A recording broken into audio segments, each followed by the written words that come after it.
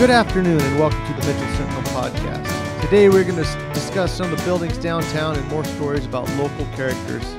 And if we're talking slower than normal, we just finished eating cake, for it's my birthday. I turned 48, April 12th, 2020, on Easter Sunday. But anyways, what do you got, Dad, before I flub any more words? Happy birthday, Robert. Thank you.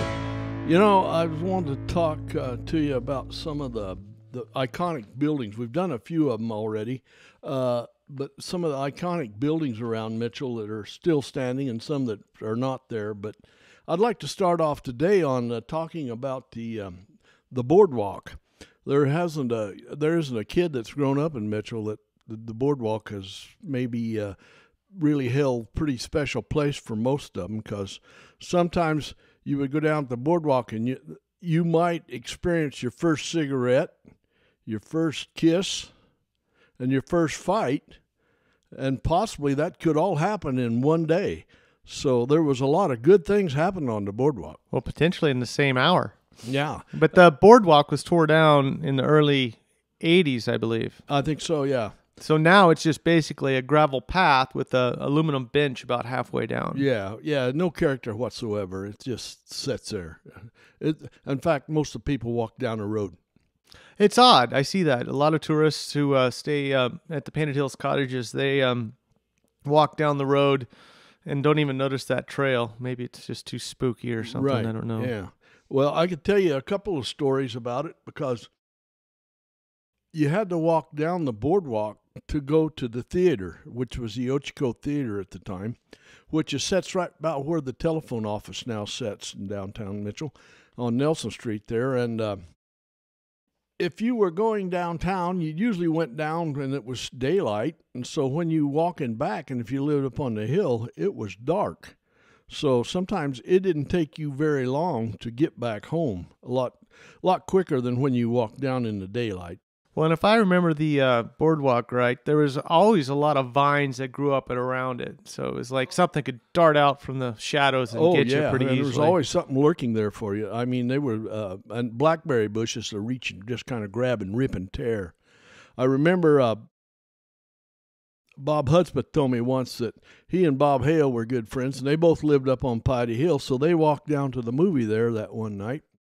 He said this particular movie was something like it was a sci-fi thing, and they said that it took place in the deserts of Nevada, and he said these little whirly twisty things would come up like little whirlwinds, and people would just disappear. So they had watched all this, and they were coming back home, and they were walking. He didn't really say hand in hand. I would think they was probably walking arm in arm.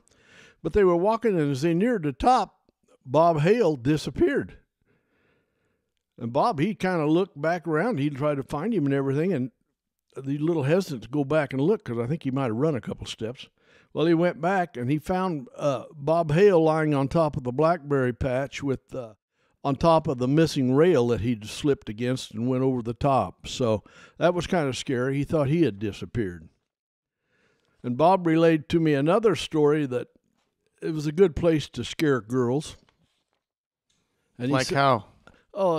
Just hide in the bushes and jump out, and you could be the boogeyman. Oh, gotcha. Yeah. And so he said that he had went to Fred Sankey, who was a government trapper at one time, and Fred had gotten this bear, and he'd taken the bear claws and made him fashion a set of gloves out of them.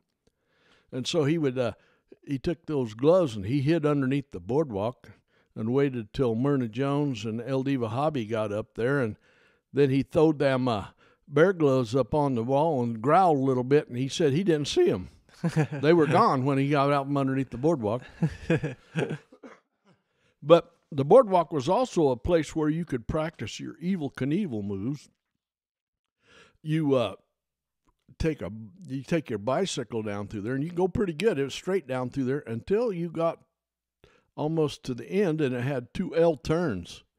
Now, if you were going too fast, you were probably going to go over the railing, and your bicycle was going to crash. And if you was going too slow, you was probably going to lay it down and get some splinters. And it became even more treacherous when the weather got cold and it got frosty there. But there are a lot of memories on that boardwalk for a lot of us people that grew up here. Well, I remember as a kid taking a rail sled down it quite a few times, and at that point it was fairly dilapidated, and there was boards missing, and so you just kind of have to hop the front of the rail sled over the hops or over the missing boards and slide around the corner, and then you'd make it onto the concrete down there below. Yeah, and the sleds were a little harder on your nose when you did hit the rail. Yeah, well, there was hardly any rails at that point, I believe. So, what I'd like to do, anybody that listen to this, if you could maybe just shoot us an email if you have a fond memory of of something that happened on the boardwalk, and we'd like to put together maybe a little history of this stuff. And, okay, well, now I have to get an email address set up for this. I guess okay. we'll talk about that at some point. Yeah, well, that's something to keep you people in mind, and you might want to do that. And so at the end of this, I will tag on the email address that we are going to have for this podcast, which we should have one anyways. Okay, now we're going to start on with another. We talked about this one on the last podcast about the Central Hotel. And Robert, we dispelled the rumor that it never was a body house. So that was 2 podcasts ago. Was it 2 podcasts ago? Well, they just kind of drift together for an old guy. Anyhow, that old building, I got to thinking about it. We should kind of tell you how it all came to fruition. O.S. Boardman, he's the one that built this house, and he turned it into a hotel, and they serve meals and everything in there. And he also, right across the street, he had a livery stable and barn, so he could not only take care of you for your boarding, he could do your horse and take care of all that too. So let's talk about the exact location, because a lot of folks, the Central Hotel is known as the Weinbarger Place. Also, Astrid, she owns it now. It's the house that has a flower with the hubcap in the center on the side of it, the big white house at the apex of the turn as you come into town from the west. And it's right across the street from Judy's place. Yeah, Judy's place. Yeah, so there you know where it is. Anyhow, Boardman's owned it, and in 1905, the Weinbarger family, which lived up Rattlesnake, was between Dayville and Mitchell on the old road, and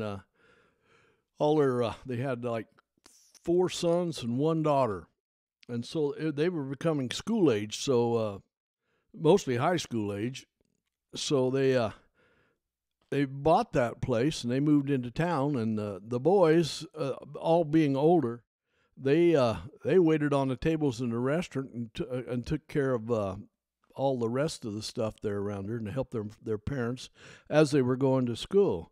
So it went on to pretty good. And then one of the older boys actually started a little service station right there where we call the Hole in the Wall building. So, well, in the livery stable, was it still across the street in 1905?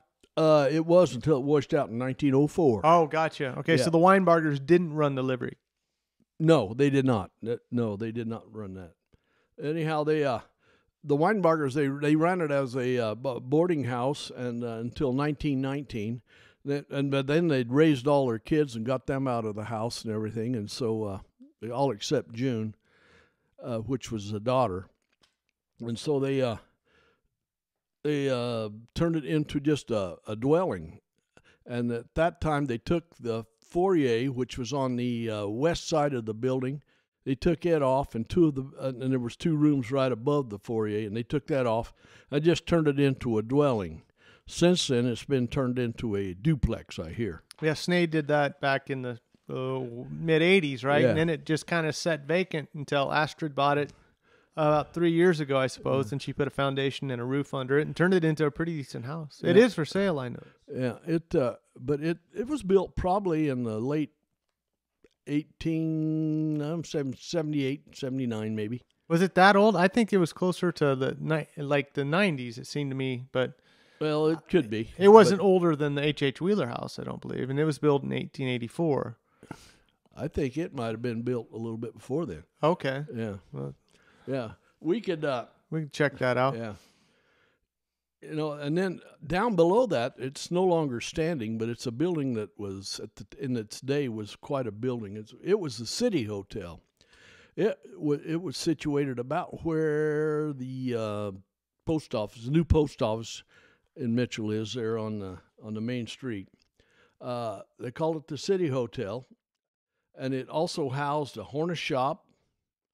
A what shop? A harness. Oh, harness. Harness. Okay, yeah. Gotcha. Yeah, okay. Leather for horses. Yeah, right, yeah. And it also had a millinery store. What's a millinery store? That would be a fabric store today, probably. They had 8 rooms on the ground floor, and the second story was a large dance floor and meeting rooms where the Knights of Pythias held their meetings. And in the 1920s, this is a piece of evidence that you wouldn't believe, Cal Sumner established the Red Lantern Saloon in the hotel. On the second floor? I really don't know where I think it was, the drunk couldn't go up the steps. So it'd have to be on the ground floor. It's got to be on the down floor, yeah, I'm sure. The Red Lantern Saloon. The Red Lantern Saloon. Okay. Now, I don't know the significance of the Red Lantern, but I'm sure with Cal it could have been just about anything. We had, I heard one story about the building. It said one Saturday night in the wintertime, the dance floor was upstairs. And so in those days, all they had, the outhouses were downstairs. So during the winter one time, these 2 guys were down below just conversing and probably passing the bottle back and forth. And one of them was Fred Nichols. And they were standing there, and all of a sudden, they got hit with a bunch of water. And they couldn't figure out where this water came from. He said, maybe it's snowmelt. Well, come to find out, a couple of the ladies couldn't make it down to the outhouse, so they relieved themselves over the banister, and Mr. Nichols happened to... he got their gravitational drop liquid and just laughed it off as snowmelt, which probably made him... Well, Yeah, whatever it takes. Yeah. Yeah. It's hard to touch something like that, Yeah. Yeah. So that's another story. Excuse me. He doesn't have corona, people. No. At least not that we know of. I got allergies. And we both are mouth breathers. For some reason, our noses don't work. It's true. Another thing, as I touched some of the ranches last time and some of the farms out on the outlying area. In the 1940s and in the 50s, I could even remember this, that if you traveled the highway on 26 on the old road. Going west? Going west, yeah, mostly. Well, they'd picked them all up, but Del Henshaw actually was driving the Trailways bus then, and he was originally from Mount Vernon. And so every day he would drive that bus route, and he would, the farmers usually had a cow or two, and the ranchers, and they'd milk these cows, and they had the milk left over. And so the milk they left over, they would put it in a cream can, and the Trailways bus would stop by, pick up the cream can, transport to Prineville.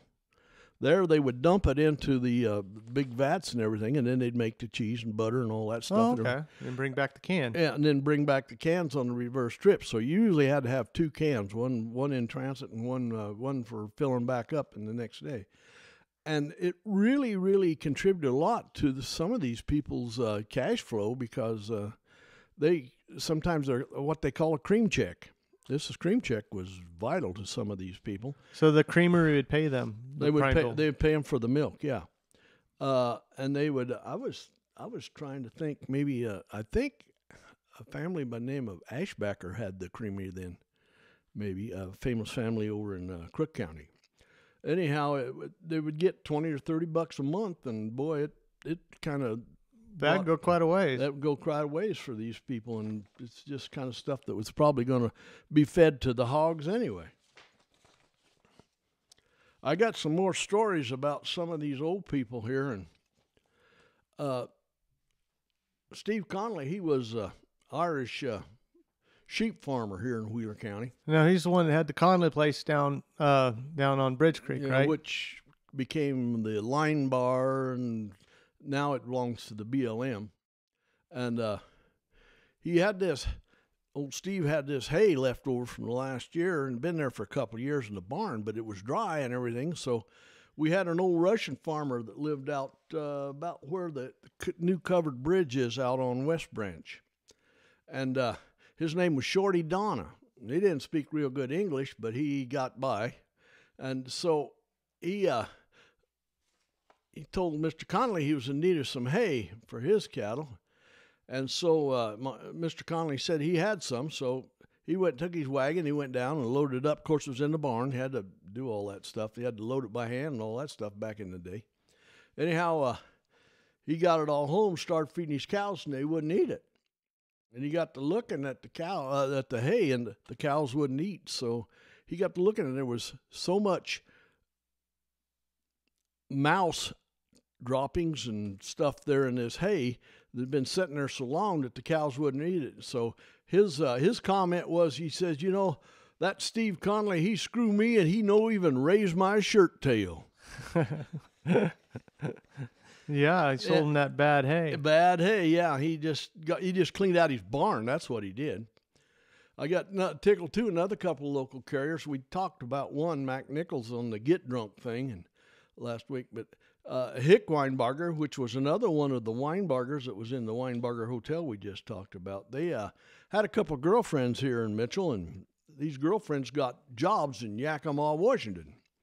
So they drove up there to visit these girls one weekend, and they didn't really get the address or nothing, didn't know which house they lived in and everything. So old Hick, he went to this one house they thought might have been it, so he raised up the bedroom window and skinnied through the window, and Mac, he was out standing on the sidewalk kind of doing the patrol for them so they wouldn't get caught or busted or anything. He was scared to death. Hick, he finally yelled out and said, yeah, this must be the place. I see my picture on the bureau. Huh. So how the heck did they find him in Yakima? Yeah. Well, back in them days, Yakima wasn't a very big place. Well, I imagine it's bigger than Mitchell. Yeah, right. You know, another this story just cracks me up every time I tell it. And it's called Winlock Dobe. That's what I titled this. A good friend of mine that's since passed, Ray Davis, told me this story. He said when he was a young man, he told his father that he thought he'd just go into the hog business. Now, Ray Davis lived up Winlock, which is kind of, to explain where that is located. Winlock would be a little right between Fossil and Spray. As the crow flies. As the crow flies, yeah. It's on the old county road through there. And anyhow, he got in the hog business, and he said, his father told him, he said, well, he said, I don't know if you want to do that. He said, it may not work out too good. Yeah, that's all he said. So when these hogs got up and got ready and everything, they started dying. Man, he went to his father and he said, well, I told you couldn't raise hogs up here. And he said, yeah, but I don't understand why they dying. He said, well, you know, it's all on account of that Winlock Dobe. He said, them pigs get big enough and old enough, their tails start dragging the ground. And these tails start picking up this dobe in certain conditions in this weather and the wet, and the tails get wet to pick up more dobe. They keep picking up more dobe, and pretty soon the tail gets pretty heavy and everything, and pretty soon they just die. He said the skin gets so tight on them they can't close their eyes, and they die of sleep deprivation. Okay. I could hear old Ray Davis telling that joke, actually. Yeah. He was a famous old logger over there. Oh, yeah. He cut trees forever. In fact, they took him off the endangered species list after he passed. June Folsom, a dear friend of ours and my father's and the whole family, she told me this story. She said John Nichols was awakened one morning about 3 o'clock in the morning. His wife was announcing that his breakfast was ready. He asked her, why so early? Well, she replied, I want him to get an early start to tavern today. He said, good God, woman, it doesn't open till 9 o'clock. I think he got the message. Yeah, I guess so. Well, then that kind of sure tells with another story a while back about that fella convincing the bar owner to open early. Oh, yeah, about Greenie. Yeah, maybe they probably might have got in cahoots. That might have been at that very same time period. We haven't talked about the Mitchell State Bank yet. That was one of the first banks around, wasn't it? Or It was the first bank in Wheeler County. Well, I don't even know. Let's see, in Wheeler County.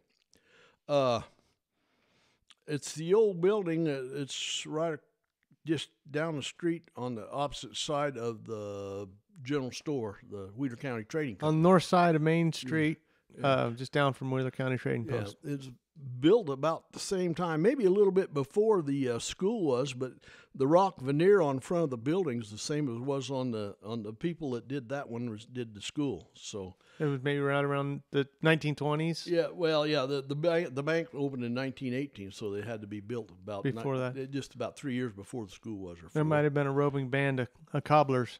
Yeah, probably. Anyhow, they opened that up in November 19th. 1918, and with a capital amounting to $25,000. L.L. Jones, which was Leif Jones, who owned the Jones Ranch, which is now called the Owens Place, which the BLM owns, which is west of Mitchell. He was the president. And Erie Laughlin was the vice president. Now, Erie Laughlin owned the 101 Ranch, which is where Jim Bob owns that. Yeah, where Jim Bob's place is now. And Fred Anderson, he was the clerk and the cashier. You know, and this bank stayed open until 1932, and September the 1st, the Great Depression kind of put a hurt on the banks and the business, and it went out of the business. But they did. I am told they did pay off all their debts and everything, and all the people that were owed money were paid later on. But it took them some while to get it covered. But I heard that rather than just walk away from it, they made good on their stuff. Yeah, I heard something about that too. Like they didn't shut down entirely throughout the Depression. No, they kind of kept it open enough to get everybody paid off. Make sure that everybody was squared away. Yeah. We got... He's searching for something, folks. Yeah, well, I got so many notes here. He's got something in his mind he's looking for, I'm sure of it. Oh, yeah. Okay, now, here it is. Most of you are familiar with the Little Pine Cafe, which is right across from the general store in downtown Mitchell. It's been there a long time, too. And it's survived some fires and quite a few, and floods and calamities. But it now started out as a general store that was owned by John Waterman. Now, Mr. Waterman also owned stores, I think, at the time, probably in Caleb and maybe one in Richmond. So he had kind of a chain, and then Caleb was dying out, and Richmond was dying out. So I think he decided to put all his eggs in one basket and come to Mitchell. So just explain to the folks, Caleb's up there going east of Mitchell on the left, and it was an old town up there that was in between Mitchell and Dayville. Yeah. Or in between Mitchell and Camp Watson, actually, more specifically. Right, yeah. And it's probably approximately right now, milepost 78 around there. So. Somewhere in there. Yeah. And then was this the same gentleman that Waterman Flats was named for? He was related to that same bunch, yes. Okay. Yeah. There was a bunch of them around. In fact, I got acquainted with some of the Watermans that owned the gold mine in Antone. Oh, okay. They were one of the ones, the last running ones that ran a mine in Antone.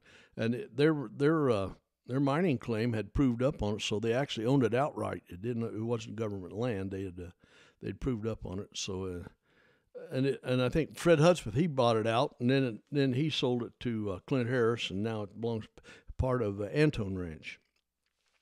But anyhow, Waterman run the store for quite a few years, and I guess by that time he was getting old, and he kind of turned it over to his son, and I don't think his son was too interested in it. So One day the son decided, he said, I think he got approached by the Oddfellows maybe, and to buy the store maybe and everything. And so he said, I'll tell you what I'll do. I'll sell it to you. He said, it's going to cost you $1. So he sold it to the Oddfellows for $1. And so the Oddfellows took and they took and had their meeting rooms and everything upstairs in the hall, and then they were also associated with the Rebeccas, who were the auxiliary for the Oddfellows, and so they would have their meetings up there. But the bottom part they would rent out, and so that also brought a little revenue and paid the taxes and a few other things downstairs. It's been run predominantly since probably then. Probably since the early 1900s as a restaurant. So the Oddfellows are like a secret society, like the Masons, right? No, they're not secret. I know about them. Oh well, you know. Well, they got a secret handshake. No, I don't know. I never did belong. I mean, I remember going up to some of their functions and everything there when I was a kid. It's kind of like the Lions Club. Yes, about the same, I think. Now the cemetery outside of town, across the street from your place, the tire store. That's the Oddfellows and Rebecca's cemetery, right? They're the ones that owned it until I guess after they went away, it became city, I guess. But that's another story. When they built the highway through here in 1954, they built it right through the cemetery, not knowing that the Oddfellows owned it, and they thought they had the right of way cleared away, and they didn't. Oh, really? Yeah. And when they started through there, and we had a real wet year shortly thereafter, and that cemetery started moving. Well, so that whole building of that highway in 1954 through Mitchell and out through town was part of the problem with the 1956 flood. Also, yeah, it come back to haunt them quite a bit because they thought they were going to have to relocate the whole cemetery. In fact, if you look down there today, when you go by that cemetery, you'll see a guardrail, state-of-the-art back in 1955, and a bunch of rock work that looks kind of out of place. And then they drilled holes back in the bank there to drain the water out because actually when the water table came up, the whole thing just kind of flowed up a little bit and start moving out. And shifting down. And if you look today, it's doing the same thing. I tried to tell the state highway when they relocated the road again what was going to happen, and they wouldn't believe me. But if you go down there and look, you'll see a cone, you'll see some trees and stuff sliding down, and eventually it'll come back to haunt them, I'm sure. Well, there's a tree next to they drove a pipe through there to get it to drain, and there's a tree, and the whole it kind of sloughs off there on the south side of Highway 26 as you come into town. Yeah, and that where that water runs out, it's really strong, really high iron content in this. And you go down there in 2 or 3 years, it'll build up there, and it'll be just like a little anthill thing, only it's iron. Well, isn't it that from the pipe? No, it's from the water. Oh, really? Yeah. Yeah. Interesting. Yeah. Okay, now what else we gonna do? I think the cake is finally affecting my head a little bit. Well, a little bit full. Coffee's running out. Let's see. I was trying to think. My dad. I can tell some more stories on my dad because I got a lot of stories on my dad. Okay. Yeah, he's probably going to roll over again today, but. Well, I think his belly's too big to roll over in the coffin that we put him in. Well, maybe. I don't know, but he might flip. Anyhow, he was, my dad's name was Robert Jenkins Cannon. He hated the name Jenkins. And he was born a lot later than his siblings, so his mother was really grateful to the doctor that delivered my dad, and his name was Doc Jenkins. Oh, I didn't realize that. Yeah, and Doc Jenkins later went on to practice medicine in Grant County, and he at one time I think he may have started the Mount Vernon Hot Springs and used it as kind of a sanitarium there where he could doctor people and take. So care there's of hot springs in Mount Vernon? Yeah, up Beach Creek. Yeah, I didn't know that. Yeah, but anyhow, he disliked that name, and of course at that time, he told me that there was a comic strip and something to do with Jenkins the butler. And this guy, Jenkins the butler, I guess the kids teased him pretty good, but he always said he didn't have a lick of sense till he was 32 years old anyway, so he could take it. Who does? Yeah. He told me one time that, being the youngest and everything, always trying to impress his dad a little bit, but you know how that goes. That usually makes you look like a bigger idiot. Not that I'm saying that about you on your birthday. I'm sorry. I just kept my mouth shut. Anyhow, he said his dad wanted to trim up some trees for him, and he had this old apple tree out there, and this had this one dead limb in it. So Dad, he got up in the tree, and he surveyed this tree, and he looked back, and with his engineering ability, he's right-handed, and if he stood on the tree side of the limb, he would have to cut it left-handed, and he wasn't real good with his deal. So he said, here's what I'm going to do. This is how logic went for him. Okay. So he gets out there, and he gets on the rotten side, the limb side of the tree, so he can cut it right-handed. And when he that's yeah. So he's cutting the tree, and he knew that when it got ready to go, he knew it was going to go. He was that he'd smart. have to jump. Yeah. And so he was going to just, when the field give a little bit, he was going to jump over on the tree side. Well, unfortunately, he didn't get his timing down right, and he fell right at his father's feet with the limb right on top of him. And his dad, showing a lot of sympathy, he looked down at him and he said, I've heard about that all my life, but that's the first time I've ever seen it. Well, I think R.D. Cannon, with what we explained in our first podcast, had been through quite a bit. And I figure he was a pretty wise fella. Oh, yeah. He'd been there, done that. They said he told another story. I've got a poem about it, about when they were driving cattle, and we'll probably do a little later time. But he said that they were trailing calves. They had their cows from their property up in Mountain Creek to West Branch. And so they got into the cabin out at West Branch a little late in the evening and said, man, they were just dead tired, but they were just hungry and heck. So they remembered they'd left some beans on the stove. So they just grabbed a plate and a spoon and went to eating those beans cold. And he said, and we got up the next morning and said those beans were moving. They were covered with maggots. He said, when they ate those maggots? Yeah. But he said, didn't seem to bother us none. We ate them anyway. Well, that's probably plenty of protein in maggots. Oh, yeah, I imagine. I see it on Survival all the time. Yeah, let's see what else we got here today.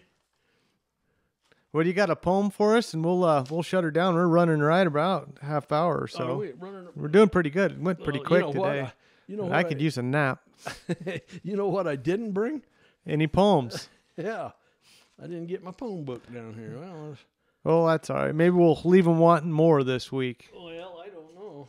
Maybe you might forget us. No. It doesn't matter if people listen or not. We'll just keep putting them out there. They say that they have a hard time with people stealing your data these days and the government storing your data. Well, in this case, we just want them to take this data.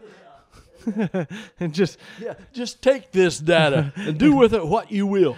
Throw it out there in the ether. Yeah. It's like a spaghetti thought. Yeah. But anyways, we're going to call it good if you don't got anything else, Dad, or don't have anything else. I don't got nothing else, Robert. You don't got nothing. I don't got no English either. If we didn't sound like bigger hillbillies. Yeah, well, that's okay. Well, until next week, we'll sign off. Hope you folks have a good Easter and be good out there. Yeah, may the good Lord take a good liking to you and stay COVID-19 free. Keep your space, ladies and gentlemen.